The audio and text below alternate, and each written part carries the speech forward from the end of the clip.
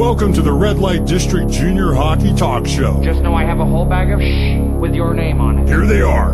With words that pass for knowledge in most third world countries, the broadcast team that is mayhem behind the mic, the BS Boys. Hello and welcome to the Red Light District Junior Hockey Talk Show. We are the BS Boys, and proof there is life after death. Broadcasting from a new location tonight since our other studio is going through some renovations. So here we are in the back room, actually more like a closet, of Bumper Jones's Steak, Strip, and Bail Bonds establishment.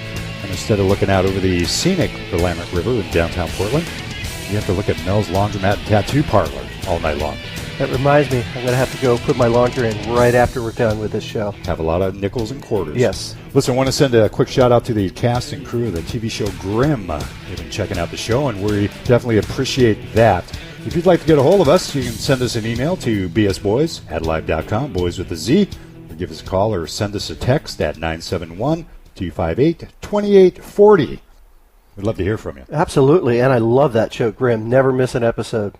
So congrats to the LA Kings for winning the first Stanley Cup in their history. Now, these guys actually joined the league back in the middle 60s, and it's the first time they actually got to hoist the cup, winning 4-2 over the New Jersey Devils. Did you see the post-game interview with Jonathan Quick? I missed it, but I heard about his daughter. Hilarious. Yeah. So, Jonathan Quick, Conn Smythe winner of the playoffs MVP. 2-year-old daughter Madison is up with her dad and Daryl Sutter and talking up a storm, just blabbing away. No actual words were said, just a lot of 2-year-old chatter. And she's walking around the entire booth of where they're giving the interview. And she's holding the LA Kings flag, and she's waving it and waving it and waving it, walking behind Sutter, waving it. He looks like a grandpa because he just took it all in stride. It was awesome. Here's the part that was really kind of scary. Apparently she ate like an M&M or something, or a peanut or something, and she started choking. Oh, no. And so her dad, Jonathan Quick, picks her up, puts her over his shoulder, and is like patting her on the back in the middle of a Stanley Cup post-game interview. Great dad, great goalie. Probably one of the best saves he made maybe in the entire playoffs. Beauty. Yeah.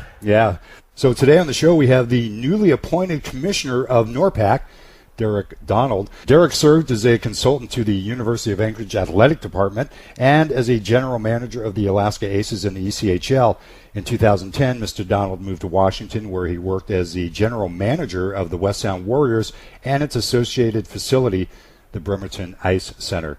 Now, we have a quote here from Donna Kaufman, who is one of the original founders of NORPAC, and this is what she says. Hockey, like all businesses, is about developing relationships. Now, Derek has over 20 years of experience developing these relationships. With those relationships and his experience, he'll take the league where we want it, a first-class, local, junior player development league, and that's sort of what we want to talk to Mr. Donald about. Where is he going to take this league, and how does he intend to play it out as the newly appointed commissioner, maybe picking up some old baggage that's been around for a while? Absolutely. I'm excited to find out exactly where we're going to go with this league. We've got the season coming up in like 2.5-3 months. So, on the phone with us right now, Commissioner Derek Donald of NORPAC. Derek, how you doing? I'm doing fine, guys. How you doing? We're doing very well. Now, you're in Calgary, is that correct right now? Yeah, I'm up in Calgary right now. Where the sun never sets this time of year? I don't know that the sun ever came out today. It was a little cloudy. Oh, well, just kind of just like Portland. Here. Yeah, nothing changes. You feel right at home. You were actually with the Alaska Aces for a while. How long were you with the Aces? Well, I was with the Aces actually from the inception. They back in 93, 94 when we went from kind of like a men's senior team to minor league professional team and we started the West Coast Hockey League. So I was actually there as a player and doing some marketing right from the get-go, right from year one. So were you up there with Derek Gustafson? Yes, I was, yeah. Yeah, we know Derek very well from down here. In fact, lives right outside of Vancouver, Washington. Yes. Yeah, great guy. Fun goalie. Was he kind of fun to watch in the prime of his career? Yeah, he was actually real fun to watch, and if you talk to him, ask him about I believe it was that was involved in a star of the game skirmish after the game in Reno. Awesome. With our team. Yeah, it was quite the event. Why does that not surprise me? Exactly. Yeah, why does that not surprise me? So Derek, how did the process begin, and you finally taking the job of the NORPAC Commissioner?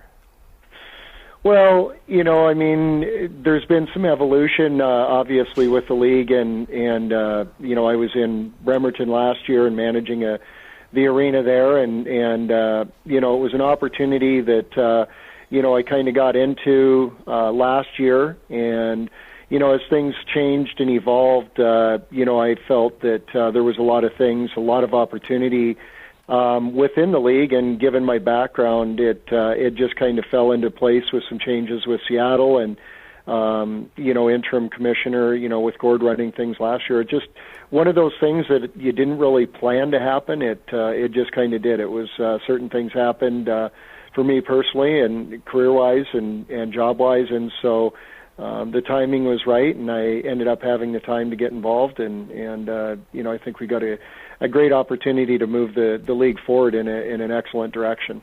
Now, are you still connected with the West Sound Warriors as their GM?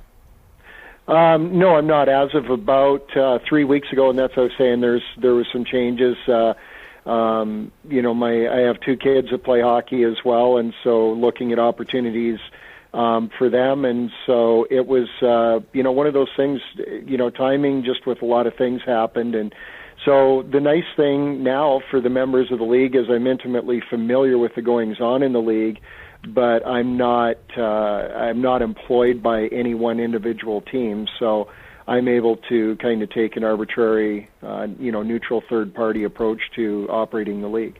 The USA Hockey meetings went on last weekend. Can you fill us in on some of the things that took place back there in Colorado Springs? Yeah, well, it was my first time down there, but after the meetings, I think that John Van Beesbroek is, he's the executive director of the Junior Council, and Mark Boxer, and it was one of those things, I'd heard all kinds of horror stories, about what the Junior Council was, and having, these leagues across the country and everybody kind of with their own specific agendas. And, really I think that from what I was told from people that had been there this year, John Van Beesbroek did a really good job of, bringing all of the common, I guess, challenges and things that go on, between this league and the EJ and the Atlantic and, Minnesota League, and everybody's got some specific challenges that are all similar. And it was, how do we bring all of this together and put some things together for the good of hockey, especially, for junior hockey. And, I think that, the direction and kind of feeling coming from the meeting is that, this is all about the players, and it's all about developing young 16 to 20-year-old hockey players and advancing them in their career, whether it's moving on to the North American League, the USHL, getting them into, college hockey. And it's really the thrust and focus for, all the teams that are operating juniors is that, they shouldn't be leaving any of these kids behind, and it's all about development and doing the right thing for the kids. And from what I was told in years past, it's been somewhat of a chaotic, disjointed group at times, but it seemed like there was a group of 10 to 12 junior leagues that sat down and got some really good things done, and looks like there's going to be an excellent direction moving forward for USA junior hockey leagues across the country. Now, we had spoken to Flint Dunchuk of the Eugene Generals quite a bit. Now, he has a quote, and let me read this to you. Yep. In the coming weeks, now this was obviously released a while ago, we'll be announcing new leadership that will focus us on player development. In the past, this has been left up to individual teams. Going forward, this is going to be a league-led effort. Tier 3 hockey has a reputation of being a mixed bag of results with a loose set of objectives. Admittedly, we can do a better job in starting the season when it comes to player development opportunities, and hopefully coming with that are some results. Now, that going with exactly what you just said, what can this league do that it hasn't done in the past in regards to player placement and development?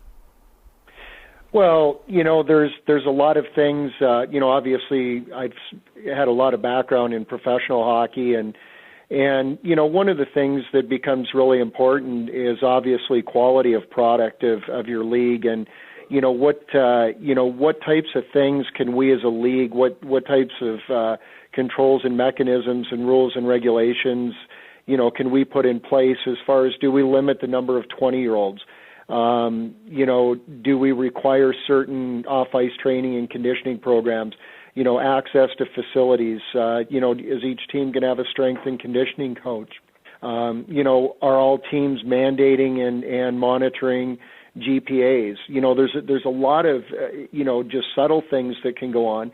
But, the other really becomes, the type of player that we want to bring into the league. And I know when I worked with the West Coast Hockey League with the Aces, we took a really hard look at, things like veteran rules and salary caps and the types of players that we were bringing in. And, you can bring a certain amount of credibility to your league.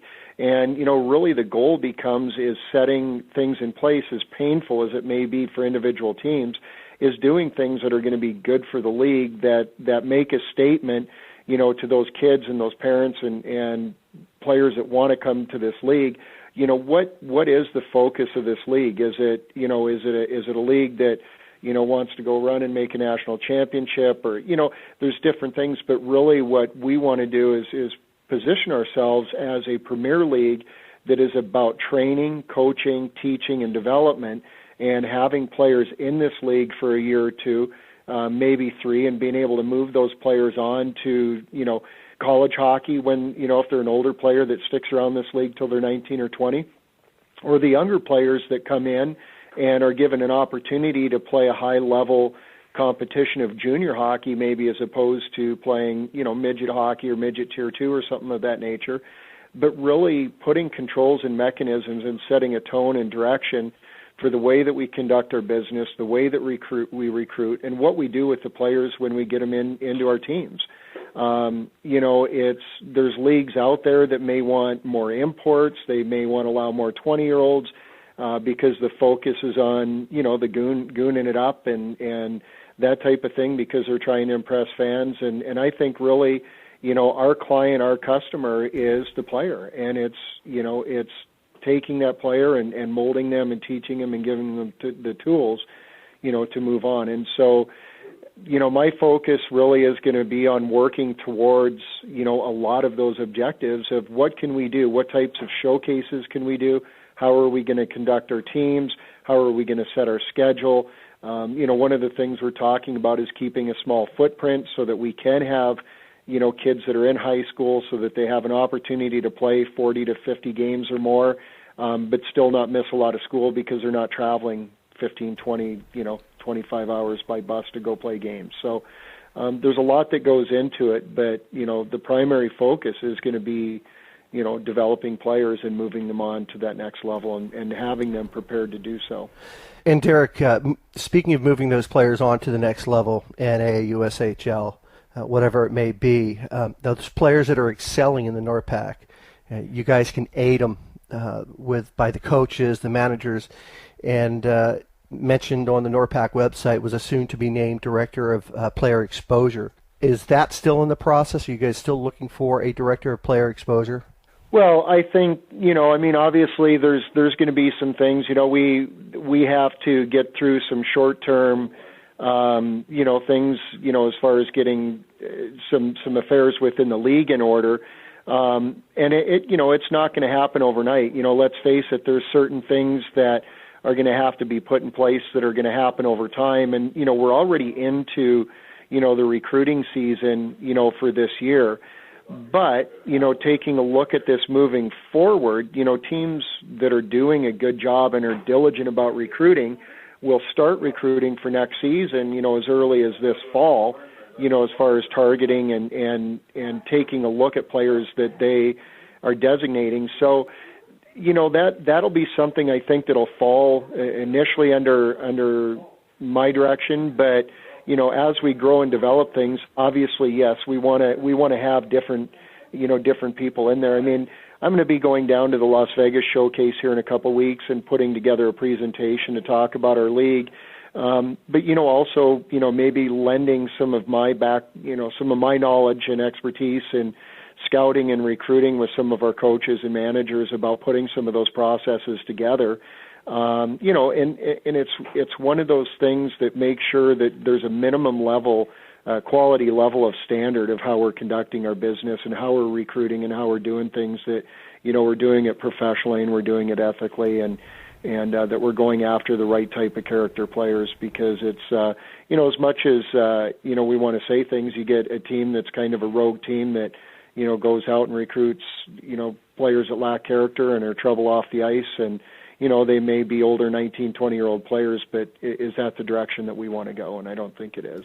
So let's talk about a little bit about the NORPAC losing a couple teams this year to some different leagues, and trying to get a couple more teams into the NORPAC. And the one question Steve and I have is, we're wanting to know if it's official that Bellingham will be part of the NORPAC as a sixth team this season.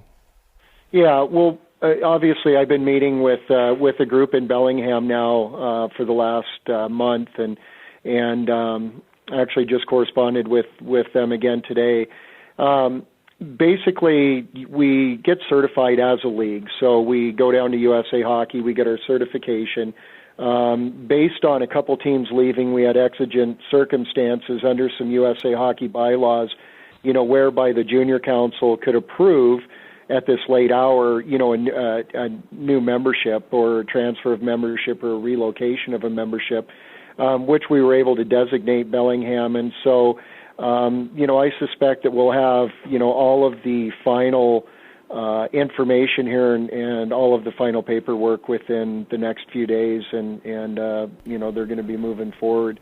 And obviously they're in a process of just seeking some final approval and some things, but all in all, things are looking good, and so that's the direction it's looking right now. So we've already started putting together schedules and moving things forward here in quick fashion. So, speaking of schedules, we had heard Glacier at one point was trying to go back to the A-Dub. Now, between you and the commissioner of the A-Dub, Mike Butters, it sounds like Glacier will be playing a split season between NORPAC and the America West Hockey League. How exactly is that going to work? Will the stats count in NORPAC? Will they count in the A-Dub? What can you tell us about that, Derek? Well, as part of the recertification of NORPAC, Glacier is a member of NORPAC. And with that being said, we've obviously got our 6 teams within NORPAC. And, yeah, there have been discussions with the A-Dub as far as doing a hybrid schedule. It helps the travel within our league. It helps the travel for Glacier. And, it helps round out a schedule and some travel stuff for the America West. But right now that's just all things that obviously are in discussion. And, it's, you guys have heard it out on the street. So those are discussions, and we are working on an agreement to make something like that happen. That's all. We only hear things on the street. We're not really on the pipeline of information. We're like the bad boys of broadcast. I find that hard to believe. We sit there and call people, and they go, "Who's this?" BS Boys. Click. Zzz. Now, from what we understand, being 6 teams, we heard that only one team from NORPAC will be going to nationals this upcoming season. Is that still the way it's going to be? Yeah, one of the things that was really discussed, about nationals and making it a true nationals and a true celebration for the players is that, is having all of the Tier 3 leagues, send their league champions so that it was, a true national championship, that there's true participation. And so Donna Kaufman is the national tournament director for the juniors. And so, that was voted on and decided. It will be in Rochester, Minnesota. And so I think there was a lot of good dialogue and discussion. And so it looks like, we're trying to make this about a 12-team tournament so that you got representation from all the leagues across the country. And I think we walked away from that meeting getting pretty darn close to it. There might be a little work still needed from a couple leagues, but for the most part, it's looking like it's going to be a much more well-rounded, well-represented, if you want to use the word, more prestigious national championship than it has in the past. And then that's why I say I think there was a lot of coming together of the Tier 3 leagues across the country, and that's one of those areas that it was very evident that a lot of the leagues want to work together and do something great for the players. Continuing with nationals, Derek, the reports that we had after speaking with some people that were back there, and we've actually interviewed a couple of the coaches and scouts that were there this past year. There weren't that many scouts that were showing up. A handful of scouts, maybe 10 scouts, 15 scouts were there. That's one of the things that you go back there for that exposure for scouts to get to the next level, to get into college. What do we have to do to get more scouts out there? Well, that's one of those things where I think that your point's very valid, but I think that being a scout myself for as many years as I've done, in all honesty, if you're waiting for the culmination of a championship at the end of the year, you've missed the boat on all the players that you probably want. And the reason I say that is, and I'll give you examples like, when I was scouting with Wenatchee, if we wait till the National Midget AAA tournament to go out and watch and find players, we've missed all of those excellent players that played maybe for teams that didn't make it to nationals at the state and the regional level. And really a lot of our thrust, and I'll give you an answer twofold, a lot of our thrust is during the season, is to create situations where our entire league and all of our players can gain exposure, and setting up showcases or working in conjunction with other leagues during the season so that all of our teams can be in a place where they're scouted and creating that exposure. And so really a lot of the discussion for the national tournament, really becomes it's trying to crown a champion of all the leagues. And yes, you are going to have, generally along with that, you are going to have the best players, or a lot of the best players playing on those best teams because they've won their league and they're going on to the national championship. But, it's kind of twofold in my opinion, is that, we as a league have to do a much better job creating that exposure and that identity and bringing quality players to this league so that those colleges and those junior teams are seeing those players in November, December, January, and not just seeing one of 6 or 8 or 10, however many teams we end up with over the course of the next few years. But we want exposure for all of our teams and all of our players. And so, when we talk about bringing a development person in or somebody like that, that's why. And so, yeah, it is nice to have more scouts at the Nationals. I think that if it is much more of a celebration for the players and a championship for the players, but at the same time, if we've got better representation from all the leagues, it is going to be more well attended. And so, creating a better tournament and a better presence is in and of itself probably going to draw more scouts and people, to that tournament. So it's not just nationals, but it's what we're doing to promote our players during the season. And then, I think that upping the ante with more teams or all the leagues, like our goal is to get all the Tier 3 teams together at the end of the season, championship teams. And I think that of itself, having that representation is going to bring a lot more scouts out to watch those games. Well, also the advantage of having fasthockey.com. Scouts can check out the games, and obviously they have access to footage immediately. If there's somebody that pops up on the radar screen, they can just pop over and watch maybe a game of that player. Now, will you be traveling around to, say, each one of the arenas sporadically throughout the season to check out what's going on, talk to the individual owners, getting a true sense of what's happening throughout the season? Yeah, absolutely. I mean, it's one of those things that, as a commissioner of a league, if you're not in those arenas and in those buildings and sitting down and meeting with the management and seeing how they're conducting their business and how they're running their operations, we really, what we want to do is have a level of standard, so that we up the quality and by going out and meeting with those managers and those coaches and those owners, eyeball to eyeball, that's the only way you can get a sense of what's going on in those buildings and with those teams. You can't do it from watching it on Fast Hockey, and you can't do it from talking on the phone. It's one of those things you've got to be there to experience what they're doing and see what they're doing firsthand. And I think a lot of teams in our league throughout history have done a great job, and there's probably some that are going to need a little prodding and a little direction, and that's going to be a huge part of what we look to do this year is increasing the level of standards. Well, being the fact that we actually call games for Vancouver, we've actually tapped into other teams' games when the Victory on the road. When you're filming from one end of the ice and they don't zoom in, it looks like a junior player when it's close to you and like a mite player when it's far away from Absolutely. you. You don't really get that true sense. Now, obviously, nobody has the broadcast budget to put out this phenomenal product, but it's a good lead-in, I think, to get scouts interested in a potential player, and through possible interviews throughout the season. When you happen to make it down to Vancouver, we would love to get you on the air in between periods of a Victory game and pick your brain a little bit more. Absolutely. Yep. No, I'd be more than happy to do that, guys.